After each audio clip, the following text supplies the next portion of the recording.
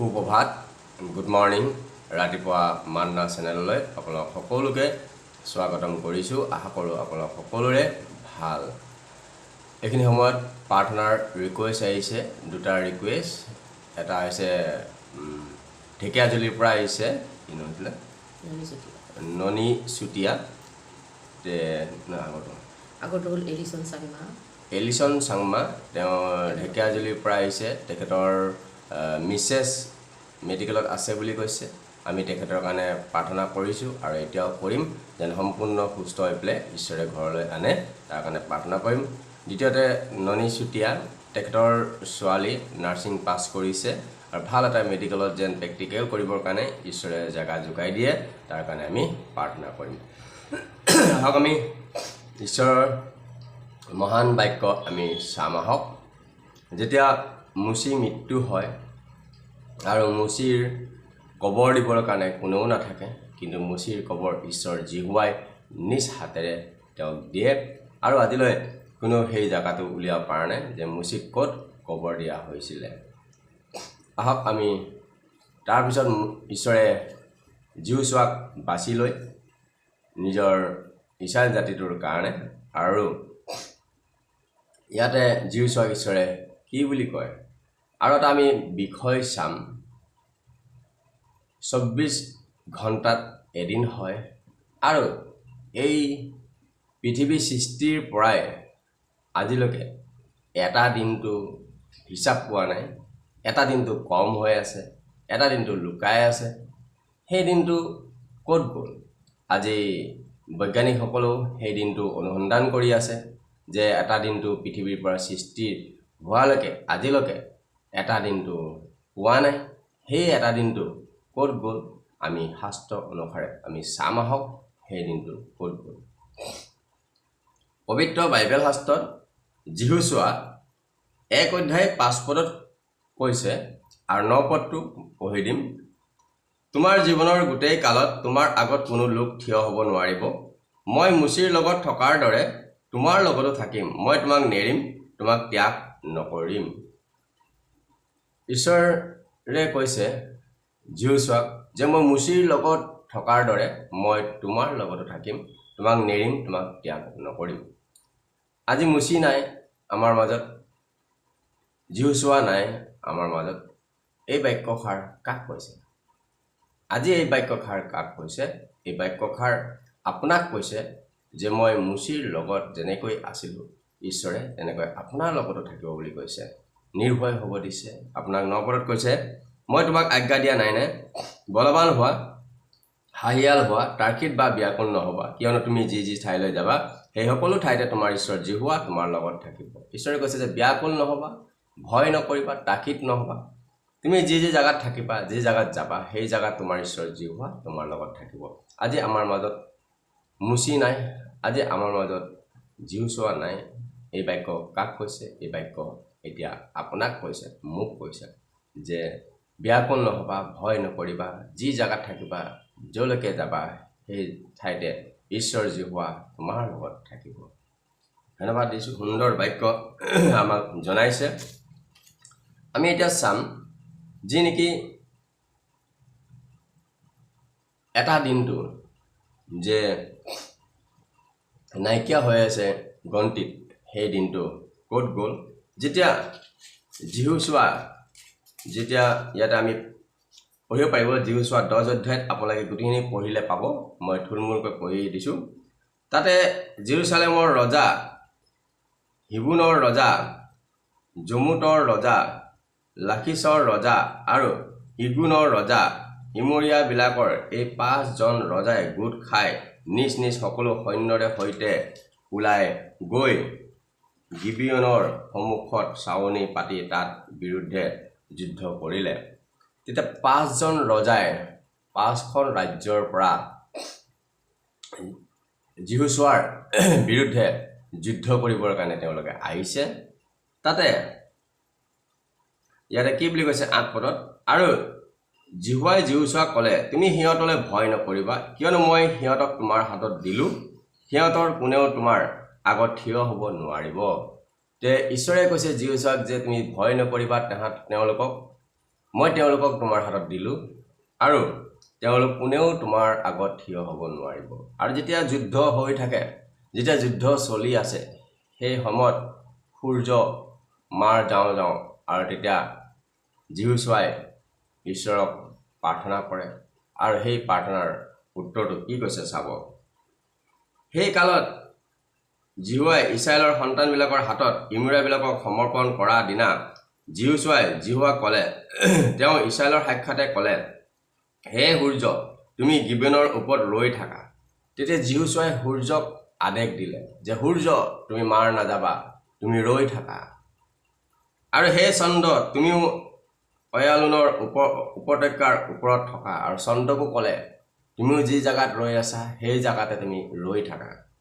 তাতে যেতিয়ালৈকে লোকবিলাকে নিজৰ শত্ৰুবিলাকক প্ৰতিফল নিদিলে তেতিয়ালৈকে সূৰ্য স্থগিত হ'ল আৰু চন্দ্ৰও ৰৈ থাকিল। যেতিয়ালৈকে জিহুচোৱাই শত্ৰুবিলাকক বধ নকৰিলে, প্ৰতিফল নিদিলে, তেতিয়ালৈকে সূৰ্য হিলা নাই, চন্দ্ৰও হিলা নাই আৰু একে জেগাতে ৰখি আছে।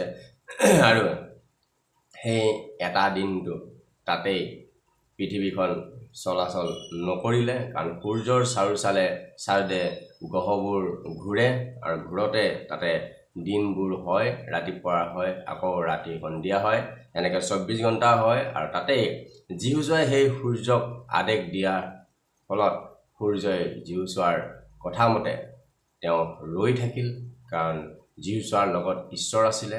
আৰু এই কথা জানো জাচেফ পুস্তকত লিখা নাই। এইদৰে সূৰ্য আকাশৰ মাজ ঠাইত থিৰে থাকি প্ৰায় সম্পূৰ্ণ একদিন মাৰ যাবলৈ বেগ নকৰিলে। সম্পূৰ্ণ একদিন সূৰ্য একে জেগাতে ৰৈ থাকিলে, তেওঁ দিন মাৰ যাবৰ কাৰণে বেগ নকৰিলে বুলি কৈছে। আৰু এই দিনটোৱে হৈছে জিহুচোৱাই ৰখাইছিলে, যি জিহুচোৱাই সেই একদিন ৰখাই থৈছিলে, পৃথিৱী ঘূৰিবৰ কাৰণে দিয়া নাছিলে, কাৰণ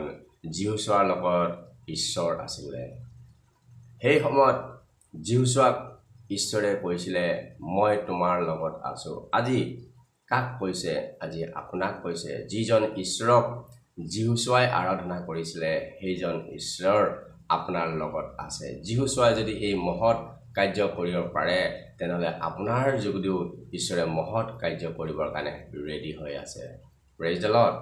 ধন্যবাদ দিছোঁ। আজি আমি গম পালোঁ যে এই একদিনটো ক'ত সোমাই আছিলে, ক'ত হিচাপটো হোৱা নাছিলে। আজি আমি গম পালোঁ জিহুচোৱাৰ সেই 5জন ৰজাৰ ৰাজ্যৰ লগত যুদ্ধৰ সময়ত যেন বেলি মাৰ নাযায়, তেতিয়া জিহুচোৱাই সূৰ্য চন্দ্ৰক ৰখাই থৈ দিছিলে। আৰু তেতিয়াই একদিনটো ৰৈ গ'ল। আৰু সৃষ্টিৰ পৰা আজিলৈকে সেই এটা দিনটো আজি হিচাপটো উলিয়াব পৰা নাই। Praise the lord. সুন্দৰ বাক্য ঈশ্বৰে দিয়াৰ বাবে কওঁতাৰ শুনতাৰ মাজত আশীৰ্বাদ থাকক। যিমানে এই বাক্য শুনি আছে ইউটিউব ফেচবুকৰ যোগেদি, প্ৰত্যেকক ঈশ্বৰে আশীৰ্বাদ কৰক, প্ৰত্যেকৰ জীৱনত আশীৰ্বাদ কৰক, প্ৰত্যেকৰ পৰিয়ালত ঈশ্বৰে আশীৰ্বাদ কৰক। ইউটিউবৰ যোগেদি চাইছে যদি ছাবস্ক্ৰাইব কৰিব, ছাবস্ক্ৰাইব কৰাৰ যোগেদি নিতৌ মান্না আপুনি পাই থাকিব। যদি ফেচবুকৰ যোগেদি চাইছে তেওঁ ফ'ল' কৰিব, ফ'ল' কৰাৰ যোগেদি নিতৌ মান্না পাই থাকিব। আৰু আপোনালোকৰ প্ৰাৰ্থনাৰ অনুৰোধ থাকিলে আপোনালোকে কমেণ্টত জনাব পাৰিব, আমি আপোনালোকৰ কাৰণে প্ৰাৰ্থনা কৰিম। আহক এইখিনি সময়ত যি দুজন ব্যক্তিৰ কাৰণে প্ৰাৰ্থনা দিছে, আমি সেই প্ৰাৰ্থনা আমি ঈশ্বৰৰ হাতত উদাই দিম, তেওঁৰ হাতত আমি সমৰ্পণ কৰিম। এইখিনি সময় মই পালন দিছোঁ। Good morning. ত্ৰাণকৰ্তা প্ৰভু যীশুখ্ৰীষ্টৰ নামত সকলোকে খ্ৰীষ্ট প্ৰেমৰ নমস্কাৰ যাচিছোঁ। আজি এই ডেইলি মান্না 6 বাজি চেনেলৰ যোগেদি আমি সকলোবিলাকে গোট খাইছোঁ। আৰু যি জীৱিত বাক্য যি সন্তানে দিছে সকলোৱে হয়তো বুজিছে। আৰু লগতে এতিয়া প্ৰাৰ্থনা কৰিম, যিবিলাকে উপভোগ কৰি আছে তেওঁলোকৰ জীৱনৰ প্ৰভুৱে অত্যাধিকভাৱে আশীৰ্বাদ কৰক তেওঁলোকক। ঠিক আছে, আহক আমি প্ৰণিপাত কৰিম, কিয়নো ঈশ্বৰে জানে সকলো প্ৰাৰ্থনা ঈশ্বৰে উত্তৰ দিয়ে, কেৱল মাথো আমি তেওঁক বিশ্বাস কৰি প্ৰাৰ্থনাত থাকিব লাগে। আহক সকলোৱে চকু মুদিম। বিশেষকৈ 2টা প্ৰাৰ্থনাৰ ৰিকুৱেষ্ট আছে। সেয়া হৈছে এলিছন চাংমা, তেখেতৰ পত্নী হস্পিটেলত এডমিট হৈ আছে, তেখেতক যেন ঈশ্বৰে সুস্বাস্থ্য অধিকাৰী আৰু সকলো ৰোগৰ পৰা যেন তেওঁক সুস্থতা দান কৰে, তাৰ নিমিত্তে প্ৰাৰ্থনা কৰিম। দ্বিতীয়তে ননী চুতীয়া, তেওঁৰ ছোৱালীজনী যি নাৰ্ছিং পাছ কৰিলে নাৰ্ছিং কোৰ্ছত এতিয়া এটা ভাল এখন হস্পিটেলত যেন প্ৰেক্টিকেল কৰিবলৈ পাৰে তাৰ কাৰণে প্ৰভুৰ ওচৰত আমি কাটুক্তি কৰিম প্ৰভুৱে নিশ্চয় প্ৰাৰ্থনাবোৰ আমাৰ শুনিব আহক আমি সকলোৱে প্ৰণিপাত কৰিম পবিত্ৰ পবিত্ৰ পবিত্ৰ ধন্যবাদ ধন্যবাদ ধন্যবাদ সুন্দৰ দিনৰ কাৰণে পিতৃ লৰ্ড প্ৰভু আজি আমি গোট খাইছোঁ প্ৰভু 6 বাজি মান্না চেনেলৰ যোগেদি লৰ্ড প্ৰভু হয় পিতা এই সন্তানবিলাকৰ কাৰণে বিশেষভাৱে মই প্ৰাৰ্থনা কৰি আছোঁ প্ৰভু প্ৰত্যেকজনৰ ওপৰত তুমি আশীৰ্বাদ প্ৰত্যেকজনৰ ওপৰত তুমি দৃষ্টি দি তেওঁলোকৰ জীৱনত প্ৰভু অতিৰিক্তভাৱে তুমি তেওঁলোকক আশীৰ্বাদ কৰিবা পিতা লৰ্ড প্ৰভু বিশেষকৈ মই নাজানো প্ৰভু তেওঁলোকৰ জীৱনত কি দুখ কষ্ট সমস্যা আছে প্ৰভু তুমি প্ৰভু ঊৰ্ধ্বলোকত আৰু প্ৰভু পবিত্ৰ স্থানত নিবাস কৰি আছা আৰু সকলো পৃথিৱীৰ সকলো ঠাইলৈ তোমাৰ দৃষ্টি আছে লৰ্ড প্ৰভু হয় পিতা তোমাৰ দৃষ্টিত কোনো প্ৰভু হাৰি যাব নোৱাৰিব লৰ্ড প্ৰভু হয় পিতা তুমি ধাৰ্মিকবিলাকৰ প্ৰাৰ্থনা শুনা ধাৰ্মিকবিলাকৰ প্ৰাৰ্থনা তুমি উত্তৰ দিয়া প্ৰভু হয় পিতা আমি আজি গোট খাইছোঁ প্ৰভু আৰু তেওঁলোকৰ নিমিত্তে মই প্ৰাৰ্থনা কৰিম যিবিলাকে প্ৰভু তোমাক অন্তৰাত্মাৰে আৰু প্ৰভু এই চেনেলটো বিশেষকৈ চাই আছে পিতৃ লৰ্ড বিশেষকৈ মই এলিছন চাংমাৰ মিছেছ প্ৰভু যীশু হস্পিটেলত ভৰ্তি হৈ আছে পবিত্ৰ আত্মা তেওঁক তুমি টাচ কৰা আৰু অতি সোনকালে যেন সুস্থতা হৈ পৰিব আৰু ঘৰলৈ যেন উলটি যাব তুমি তেওঁলোকৰ লগত থাকিবা পিতৃ লৰ্ড বিশেষকৈ মই প্ৰাৰ্থনা কৰিছোঁ ননী চুতীয়াৰ কাৰণে পিতৃ লৰ্ড প্ৰভু তেওঁ যি ছোৱালী প্ৰভু নাৰ্ছিং কোৰ্ছত পাছ কৰি গ'ল প্ৰভু এতিয়া ভাল এখন মেডিকেল কলেজত যেন তেওঁ চান্স পায় প্ৰভু তাৰ কাৰণে তুমি আশীৰ্বাদ কৰি দিয়া আৰু প্ৰভু তুমি ৰাস্তাবোৰ মুকলি কৰি দিয়া যাতে ছোৱালীজনী ধুনীয়াকৈ যেন প্ৰেক্টিকেলটো কৰিব পাৰিব আশীৰ্বাদ কৰিবা লৰ্ড প্ৰভু মই তোমাৰ ওচৰত বিনম্ৰ অনুৰোধ কৰিছোঁ পিতা পৰমেশ্বৰ প্ৰভু প্ৰভু পবিত্ৰ আত্মা এই সময়ত টাচ কৰা যিমানবিলাকে আজি দুখ কষ্ট সমস্যা অমংগলবিলাক নিৰাশাত ভুগি আছে প্ৰভু টেম্পটেশ্যনত আছে পিতা পৰমেশ্বৰ সেইসকল লোকৰ কাৰণে মই বিশেষভাৱে প্ৰাৰ্থনা কৰিছোঁ পিতৃ লৰ্ড প্ৰভু বেমাৰত থকাবিলাকক আশীৰ্বাদ কৰা টাচ কৰা সুস্থতা কৰা পিতা হালেলুয়া প্ৰভু কাৰণ প্ৰভু তুমি তেওঁলোকৰ মৰম তুমি তেওঁলোকৰ ঈশ্বৰ হয় তুমি তেওঁলোকৰ পিতা হয় প্ৰভু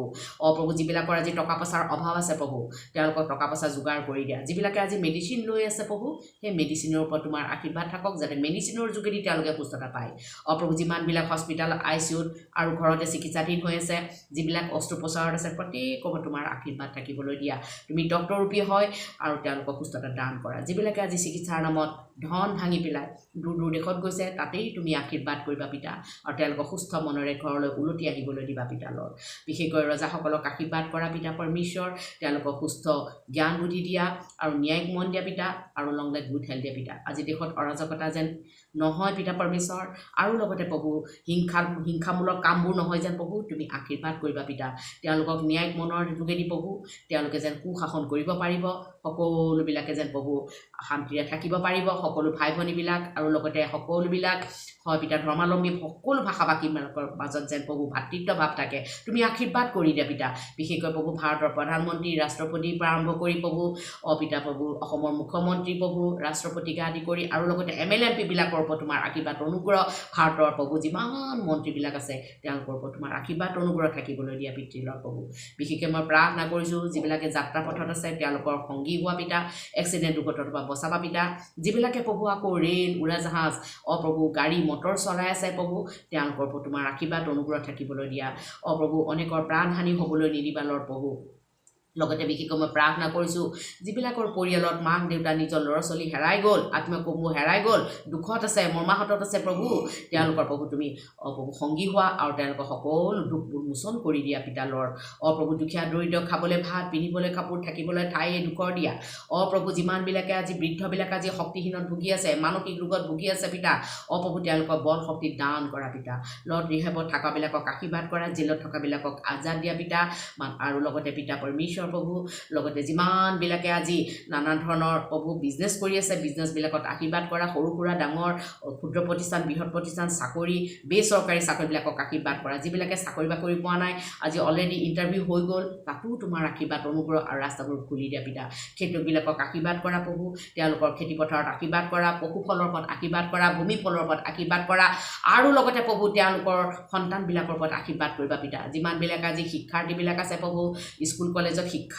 শিক্ষা লাভ কৰি আছে তেওঁলোকৰ ওপৰত আশীৰ্বাদ কৰিবা পিতা তেওঁলোকৰ প্ৰভু সুস্থ মস্তিষ্ক কৰি দিবা পিতা পৰমেশ্বৰ আৰু স্মৃতি শক্তি বৃদ্ধি কৰিবা শিক্ষাদানত তেওঁলোকে যেন কোনো ধৰণৰ প্ৰভু বাধা বিঘিনি নাপায় দেশৰ সুনাগৰিক হ'ব পিতৃ মাতৃ অবাধ্য নহয় যেন পিতৃ লৰ্ড আশীৰ্বাদ কৰা পিতা সুস্বাস্থ্য অধিকাৰী কৰি ৰাখিবা পিতা লৰ্ড বিশেষকৈ মই প্ৰাৰ্থনা কৰিছোঁ লগতে পিতা যিমান বৃদ্ধাশ্ৰম আছে প্ৰভু তাতো তোমাৰ আশীৰ্বাদ অনুগ্ৰহ থাকিবলৈ দিয়া প্ৰভু স্বামী স্ত্ৰীবিলাকৰ প্ৰভু এৰাৰি হৈ থাকে প্ৰভু সেই স্বামী স্ত্ৰীবিলাকৰ মিলন কৰা প্ৰভু যিবিলাকৰ পৰিয়ালৰ অশান্তিবিলাক আছে যিবিলাকৰ পৰিয়ালৰ হাতে কৰা কাৰ্যত আশীৰ্বাদ নাই যিবিলাকৰ পৰিয়ালৰ ছাকচেছ নাই প্ৰভু অমংগল আছে প্ৰভু ল'ৰা ছোৱালীবিলাকৰ প্ৰভু যি অসুচী আত্মাই ধৰি আছে যীশু খ্ৰীষ্টৰ নামত অসুচী আত্মাবিলাকক ল'ৰা ছোৱালীৰ পৰা আৰম্ভ কৰি পৰিয়ালৰ সকলো মেম্বাৰবিলাকৰ গাৰ পাতৰ ওলাই যা গেট আউট যীশুৰ নামত কেঞ্চেল কৰিল প্ৰভু যিবিলাক বোবা আছে যিবিলাক কথা নুশুনে যিবিলাক কাণেৰে নুশুনে যিবিলাকে কথা ক'ব নোৱাৰে প্ৰভু তেওঁলোকৰ পৰা তোমাৰ আশীৰ্বাদ অনুগ্ৰহ থাকিবলৈ দিয়া পিতা পৰমেশ্বৰ প্ৰভু ধন্যবাদ পিতা পৰমেশ্বৰ প্ৰভু আশীৰ্বাদ কৰাৰ কাৰণে ধন্যবাদ দিছোঁ পিতা পৰমেশ্বৰ প্ৰভু যিবিলাকে সন্তান দিব পৰা নাই প্ৰভু তেওঁলোকৰ ওপৰত তুমি সন্তান দিয়া পবিত্ৰ আত্মা সহায় কৰা প্ৰভু যিমানবিলাকে প্ৰভু আজি নানান ধৰণৰ প্ৰভু দুখ কষ্ট সমস্যাবিলাক লৈ পেলাই প্ৰভু আজি এই প্ৰাৰ্থনা প্ৰভু লৈ আছে তেওঁলোকৰ ওপৰত আশীৰ্বাদ কৰিবা ৰাস্তাবোৰ মুকলি কৰিবা পিতা পৰমেশ্বৰ প্ৰভু ধন্যবাদ পিতা পৰমেশ্বৰ হালেলুয়া লৰ্ড ধন্যবাদ দিছোঁ পিতা পৰমেশ্বৰ হালে যিমানবিলাকে আজি ড্ৰাগ এডিক্টেড যিবিলাকে প্ৰভু এলকহলিক প্ৰভু তেওঁলোকে সেৱন কৰি আছে সেই নিচাজাতীয় সেৱনৰ পৰা তেওঁলোকক উদ্ধাৰ কৰা পিতা পৰমেশ্বৰ হালেলুয়া প্ৰভু তেওঁলোকৰ স্বভাৱ চৰিত্ৰবিলাক তুমি চেঞ্জ কৰা পিতা পৰমেশ্বৰ হালেলুয়া লৰ্ড ধন্যবাদ পিতা ঋণ ধাৰৰ পৰা মুক্ত কৰা অভাৱ অনাটন পৰিয়ালবিলাকৰ পৰা দূৰ কৰা পিতা আৰু ফাইনেন্সিয়েল প্ৰব্লেম তেওঁলোকক দূৰ কৰা পিতা পৰমেশ্বৰ মই বিশ্বাস কৰোঁ প্ৰভু আকাশৰ পৰা সকলো আশীৰ্বাদবোৰ পৰিয়ালবিলাকৰ মাজত তুমি বিলাই দিয়া পিতা পৰমেশ্বৰ আশীৰ্বাদ কৰা মৰমেল ঈশ্বৰ হোৱা হেতুকে ধন্যবাদ পিতা পৰমেশ্বৰ ধন্যবাদ প্ৰভু সুন্দৰ তুমি আশীৰ্বাদ কৰাৰ কাৰণে সকলোবোৰ প্ৰাৰ্থনা নাচ সহিত যীশুৰ নামত মই অৰ্পণ কৰিছোঁ amen praise the lord praise the lord praise the lord ধন্যবাদ দিছোঁ আপোনালোকৰ বহুমূলীয় সময়খিনি ৰাতিপুৱা মান্না চেনেলত দিয়াৰ বাবে ঈশ্বৰে আপোনালোকক আশীৰ্বাদ কৰক আপোনাৰ পৰিয়ালক আশীৰ্বাদ কৰক আজিলৈ আমি ইয়াতে সামৰিছোঁ অহাকালি আকৌ ৰাতিপুৱা 6টা বজাত আকৌ পুনৰাই আমি লগ হ'ম আজি দিনটো আপোনালোকৰ মংগল হওক সুকামনা কৰিলোঁ হাতত লোৱা কামবোৰ ঈশ্বৰে সিদ্ধ কৰক আজিলৈ নমস্কাৰ